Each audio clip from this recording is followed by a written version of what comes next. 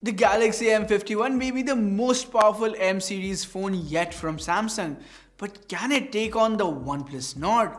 Well, let's find out in today's comparison video.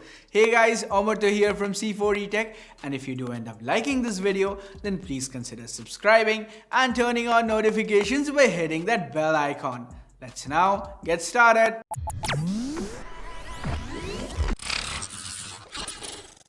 Now, Samsung has nailed quite a few aspects of the M51. Unfortunately, design isn't one of them. To be fair, when you pack a 7000 mAh battery into a phone, it has got to be pretty bulky, and at over 200 grams, the M51 has a hefty in-hand feel.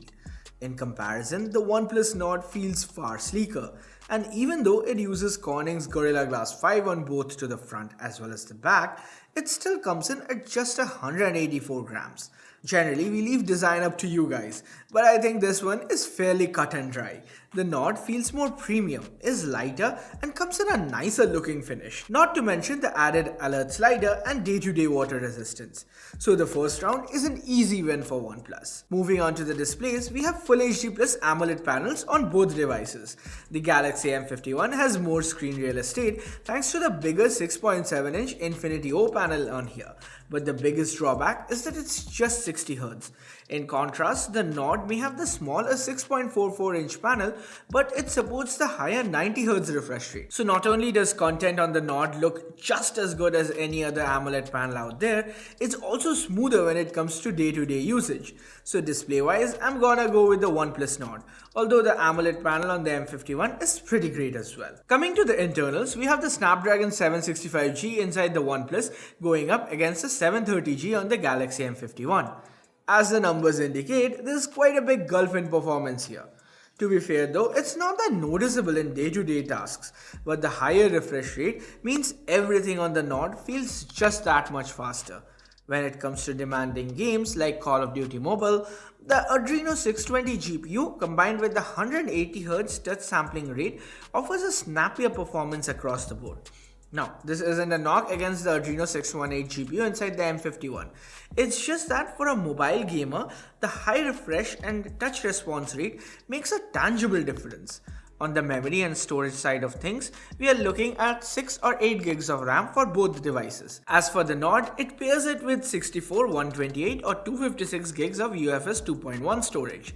On the other hand, the M51 only has a 128 gig option, but it does come with a dedicated microSD card slot, so storage shouldn't really be an issue here either. Despite missing out on microSD, the OnePlus Nord handily beats the Galaxy M51 in all other performance aspects. So it's no surprise that it ends up clinching the victory in the performance round. We have been seeing the Nord win round after round, but when it comes to battery life, there's very few phones that can even stand in the same league as the M51. The massive 7000 mAh battery inside it absolutely dwarfs the 4115 mAh unit inside the Nord. Pair that with a weaker chip and a standard refresh rate display, and the M51 crushes the OnePlus Nord when it comes to battery life. As far as charging goes, Warp Charge 30T on the Nord is obviously faster than the 25-watt fast charger on the M51. After all, the difference in capacity makes a huge difference to overall charging times, not just the wattage. And it's the capacity that wins the Galaxy M51 this round. Oh, and the cherry on top here is that we can have reverse wired charging, so we can pretty much use the Galaxy M51 as a power bank. It's been all hardware till now, so let's change tracks and talk about software for a bit. On one hand, we have the Galaxy M51 running on the feature-rich One UI 2.1. Samsung has streamlined the user experience a lot in recent years, trimmed down the fat as far as gimmicky features and bloatware goes, but it's nowhere near how clean Oxygen OS is. In fact, a big reason why people love OnePlus devices is because of Oxygen OS. It's simple yet useful. Basically, what we have on the OnePlus Nord is stock Android with a pinch of OnePlus features thrown in. Personally, I'm a huge fan of Oxygen OS, so I'd had to give the win to them in this round. But hey, if One UI is what floats your boat, then feel free to switch it around. Now I know a lot of you want to see how the cameras on these two stack up, but let me first round up the sundries before we dive into the optics. The M51 comes with a side-mounted fingerprint scanner, and it is faster compared to the under-display unit on the Nord. OnePlus though hits right back with faster face unlock. One of the main advantages of the M51 is that it comes with a 3.5mm headphone jack, something the Nord lacks. The Nord though has a better loudspeaker. It's louder and has a more fuller sound. Speaking of loudspeakers, we tested out cell reception on both devices. No complaints there. That said, the additional future proofing through 5G connectivity combined with the alert slider and day-to-day water resistance on the Nord tilts the scales a little bit in favor of it. Which then leads us to the cameras. Now both these phones have quad camera arrays to the back, but they're quite different. Like take the primary for example. We have the 48 megapixel Sony IMX586 sensor on the Nord coupled with an optically stabilized f1.75 lens. On the flip side, we get the 64 megapixel Sony IMX682 sensor paired with an f1.8 lens on the M51. As expected, under bright light both phones come out with excellent looking snaps. As usual, Samsung has the more vibrant colors. Even the dynamic range seems to be better on the M51.